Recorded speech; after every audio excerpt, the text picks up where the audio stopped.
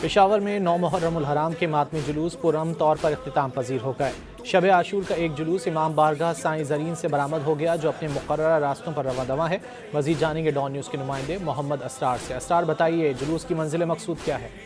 آج 9 محرم الحرام کے جو مرکزی 2 جلوس کے دن کے وہ پرامن طریقے سے اختتام پذیر ہو گئے ہیں۔ شب عاشور کے 16 جلوس برآمد ہوں گے۔ پہلا جلوس امام بارگاہ سائیں زرین سے برآمد ہوا ہے جو مختلف راستوں سے جو اپنے مقررہ راستوں سے پہ رواں دواں ہے۔ کریم پورہ، نشتر آباد، اس طرح اشنغری اور پھر کساخوانی اور دیگر جو ان کے مقررہ راستے ہیں ان پہ رواں دواں ہے۔ جلوس کے لیے سیکیورٹی کے بھی خاص انتظامات کیے گئے ہیں۔ 12,000 سے زائد پولیس اہلکار پشاور شہر میں تعینات ہیں، جبکہ تمام داخلی اور خارجی راستوں پر بھی پولیس کی سیکیورٹی سخت کی گئی ہے۔